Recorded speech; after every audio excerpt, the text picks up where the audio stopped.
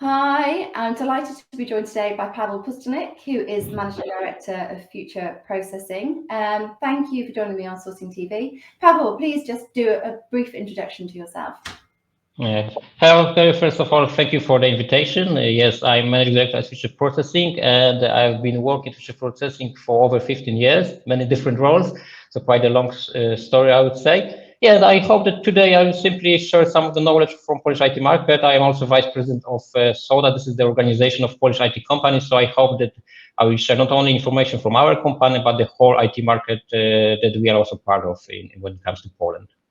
Okay, excellent. Yeah. So Future Processing, been a member of the GSA for a number of years and one of our award winners. So I've been really impressed with a lot of the work that you've been doing. So congratulations on your success and journey so far. Yeah. So just to give a little bit of a backdrop, I don't want to gloat because obviously there's so many industries that have, really struggled through this pandemic. But I think the global technology and business services industry at the moment is doing incredibly well. It's almost boom time for us. And I see that being because of the way that organizations delivered and partnered around the world to help companies move to the working from home environment, to move into virtual environments, but more so that there are lots of pilots of digital transformation that organizations, had been waiting in the wings, and they've trialed those now and they've delivered, and that seems to have given organizations a complete appetite to do a whole host more digital transformation to drive their businesses forward, but obviously to enable their businesses to work in this new environment.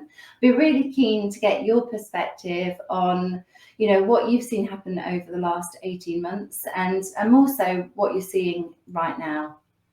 Okay, yeah. If I would like to say in one sentence or in one word, it's quite of a high boom, high demand. I would say strong recovery, something like that comes to my mind. And I think the beginning of this new situation after COVID, when it was a little bit slow down on the market, I would say, then we observe now, I think it started in last quarter of the previous year, a much higher demand. We were not sure where we finish, but now we see that it's only growing, it's accelerating all the time. So this is something that we definitely see when it comes to IT services market. Yeah, and is there any sort of key sectors that you're working with or showing particularly strong demand, and key markets around the world? Yeah, from our perspective, again, we are a service company and we like to work with British clients because this market is also very strongly connected to the services. So when it comes to insurance, banking, fintech, definitely these domains are quite popular right now. And many of the questions that we have, leads that comes to our organization are from these domains. But I think that in many other domains as well, from other companies, from what I hear, we observe quite a high demand on IT market. So lack of IT staff is something that we observe, I think, everywhere right now. Yeah, absolutely. So it is. Technology skills are are in really high demand. I think probably the war on talent is the biggest issue our industry is facing right now. So how are you managing to resource this huge market growth? Yeah, well, when it comes to future processing, we can think of short-term and long-term answer here, I think. So short-term answer is that, first of all, we had to change the salaries. So definitely something that happened when it's high demand on the market. Definitely people would like to earn more because they have more possibilities on the market. So this is the first thing that we have to do. The second one is that we are open when it comes to the type of work. So we are open for remote work, for hybrid work, working from office. So we have to switch to this new model to us because we are working mainly from the office. And now we are much more in hybrid or even a remote model, definitely. But this is the answer to the question that people had. So we had to do this, definitely.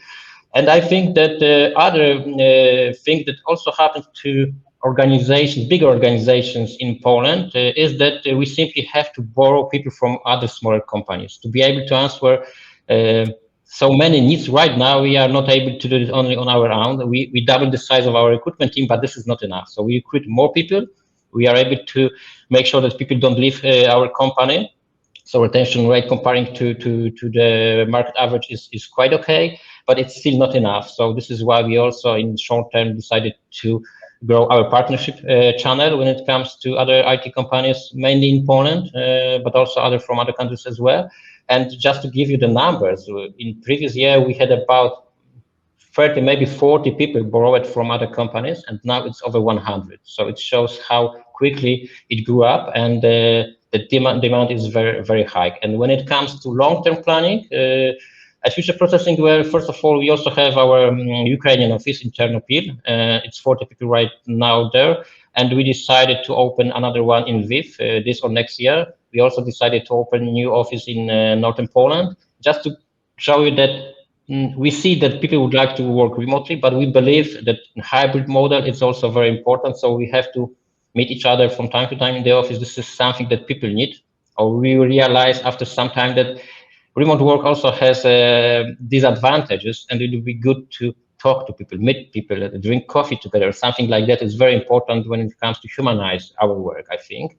So we believe that this is something that we should do. So there are companies that decide to close the offices, so we decided to open new ones. So we'll see which strategy is better. And when it comes to longer planning as well, we also have few people from Philippines, and when only COVID situation is a little bit better in Philippines, we are not able to get there right now.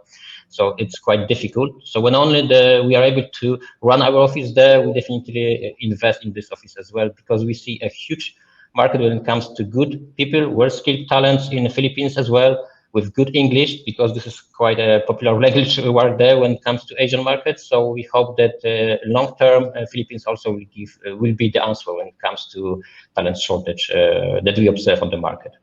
All right, so it's a pretty brave and bold move to be opening offices in this existing climate. So good luck with that strategy. So is there a platform in Poland that the software development companies are using to enable you to borrow people from each other? How does that work? Yeah, to be honest, there might be at least few such a platforms.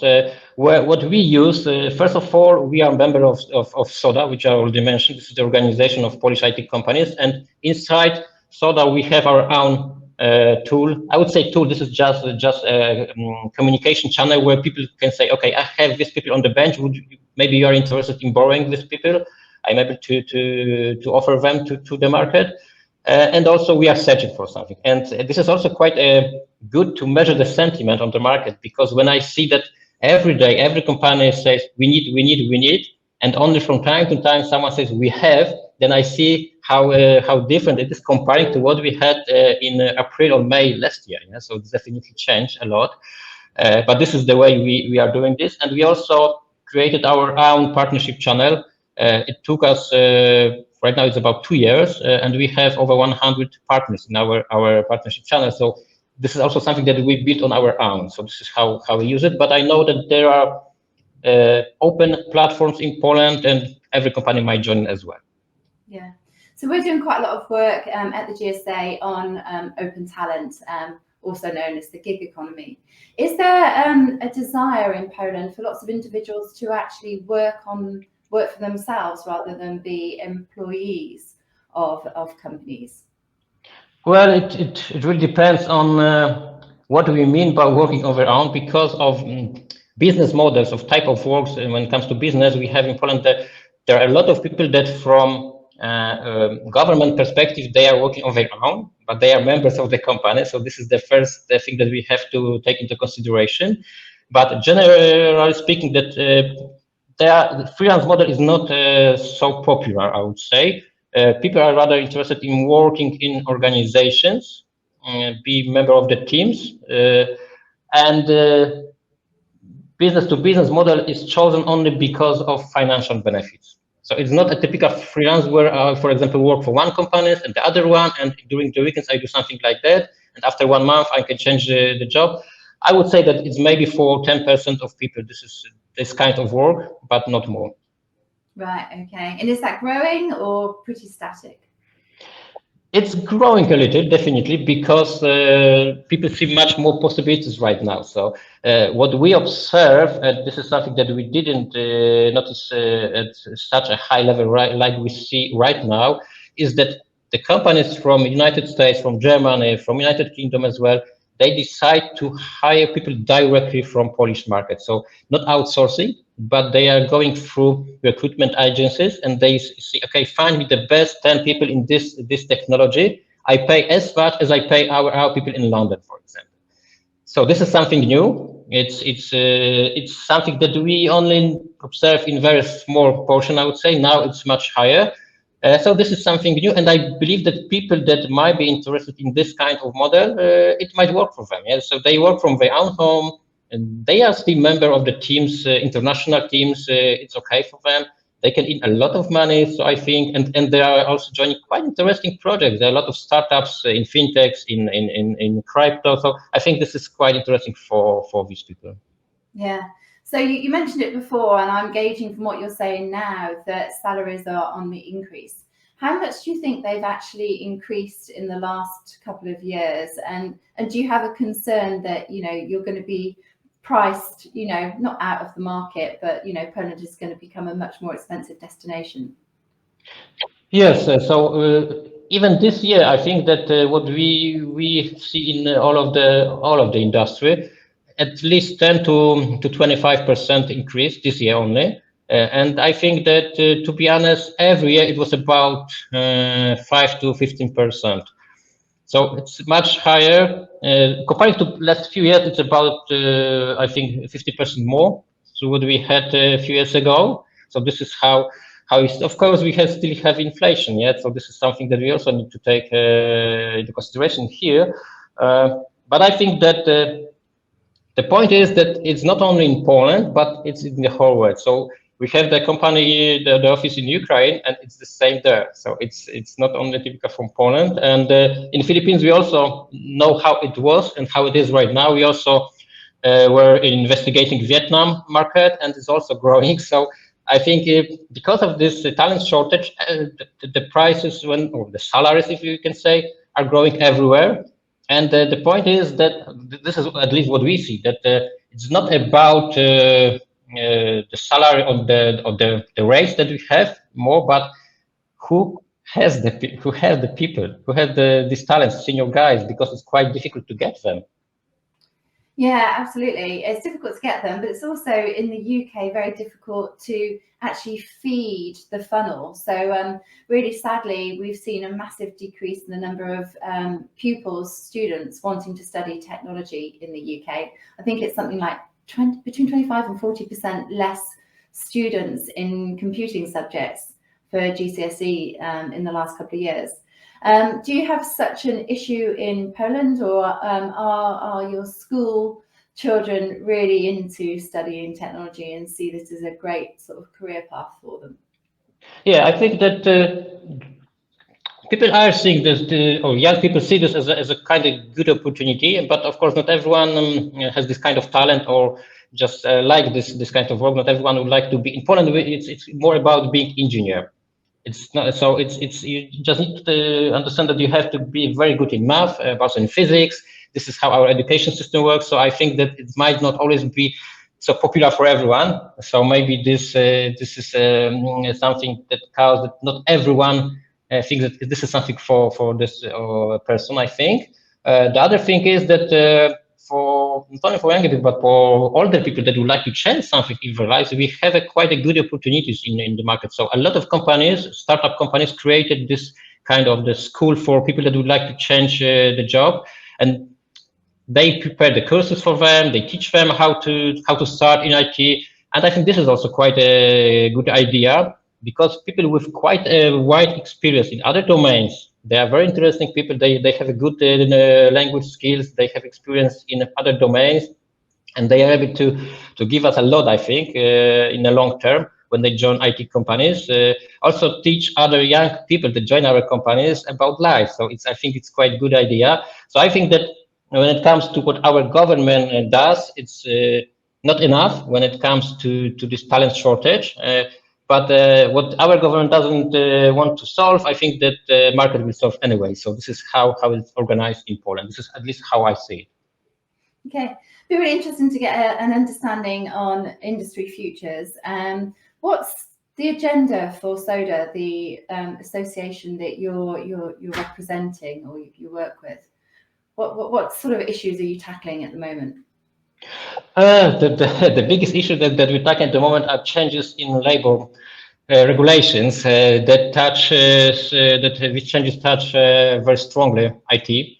And we always say we should be competitive to other countries in outsourcing on IT. If we are supposed to build advantage when it comes to the whole country, it shouldn't be organized this way. So this is very important when it comes to regulations. This is the most important topic when it comes to SODA organization right now. And the other one is that we would like to make sure that Poland as an IT market is much more popular, is the first choice for the companies that they are looking to outsourcing. So it's more about the marketing message to the whole world, to the Western countries, especially when it comes to choose the right locations. Think about Poland. So we even call it engineered in Poland. This is how we would like to connect when it comes to looking for IT. Okay, engineered in Poland. This is something that comes to my mind first. So maybe I will check what I can do when it comes to Polish market first. So I think these two issues, but I have to honestly say that the regulations and discussing with government, this is the first issue that we have right now. Okay, right. So if you had a crystal ball, how do you see the future of the industry in Poland developing over the next 5-10 years, and the future of future processing within that? Yeah, well, when it comes to the services outsourcing, this is, I think, something that we can talk about a little bit different comparing to startups, because when you have a startup, then you have your own product. It's a little bit different story. When it comes to services to outsourcing, you have to take into consideration labor costs. Anyway, I say that it's gonna change. It's gonna be more global anyway, but I think it's still, when you choose something, it should be cheaper comparing to what you have in your own market. Only if you are not able to find anywhere, then the price doesn't matter. So I think that for companies like future processing, we have to consider other locations where we also should build our presence. This is why we think of Philippines. This is also why we are in Ukraine, and we also think of United States. When it comes to the US, we think of Latin America as a delivery center. But this is something long-term planning. So it's only just a small thing of not a very good plan right now. But we consider that we are not able to be able to work globally, to deliver globally only from Poland. Yeah, not only from cost perspective, but also to be able to follow the sun rule, to working 24/7. We have to open other locations in other time zones just to be able to answer our clients' needs. And just a final question for me, actually, do you think the industry is going to continue as a services industry, or do you think we're going to be moving more into a platform and project-based industry? It's quite a good question, because for now, you also asked about the students. Is it very popular? Is it increasing? And I think that no one knows what's going to happen in 10 years. So even if my son now, I say you should be interested in programming, it's quite a good opportunity. I think that it might be not correct. So we prepare our children to live in the world that we live in, but no one knows what's going to be in 10 years. So if I prepare him for being a programmer and there is no job for programmers in 10 years, that might be true, because we will create automate tool that we could generate programs. So for example, this is something that might happen, and the platforms might be just something in the middle on the path to change something totally, and maybe AI will be programming instead of people. So I think that I wouldn't suggest my children that are now about 10 years, let's say, that it's a good idea to be programmer, because I don't know it. Yeah, all I know is that the change, and I observe how AI develop itself. So I think that yes, the platforms, but this is just only a small step to something bigger. So this is how I see it. So that's also why we think of that services might be not the best kind of business maybe in the future, but we don't know it. Yeah, we only see some trends. We of course observe, and depending on what we see, we will change our strategy if this is necessary. Yeah.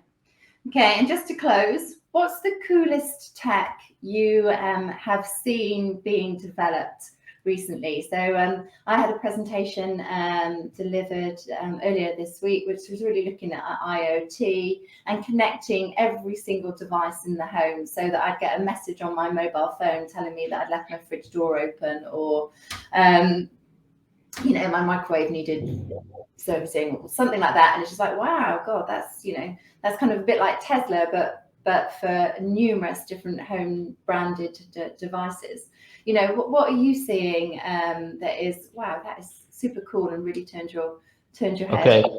Probably I'll be very subjective in this matter, but yeah, the first thing that come to my mind is something that we develop in the future healthcare unit. This is different business unit that I am in, but I have to say that it's amazing what these guys are doing. So using machine learning, they simply save people's lives. Yeah, so I think this is something that they already see that they're specialists in very narrow domain. And using this knowledge that they have, we are part of something bigger that the organization creates. So very big healthcare organizations that use AI to research. Let's say that we have 1 million data from patients, and you need to find people that might have a heart disease, something like that. And this AI finds this and helps these doctors to in this diagnosis. There are too many data, yeah, and this is something that supports them. So if we are part of this, this is something big for me, especially in COVID times. I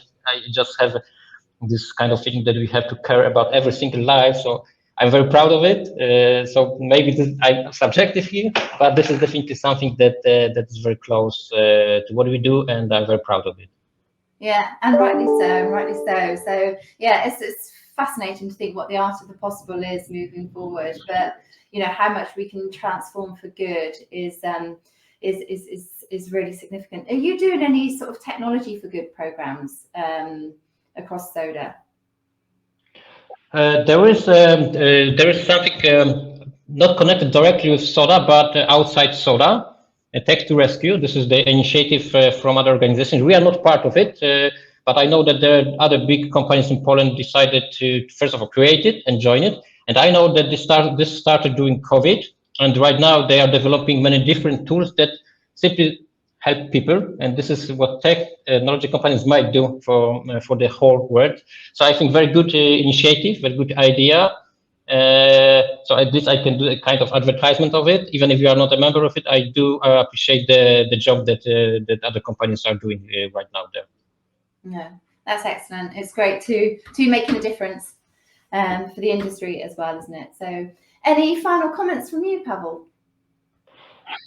Final comments from yes. I have to say that yeah, we definitely it's quite the challenging time, I would say, because from one perspective, it's very positive. We have a lot of demand. We can earn more money, if I can say something like that.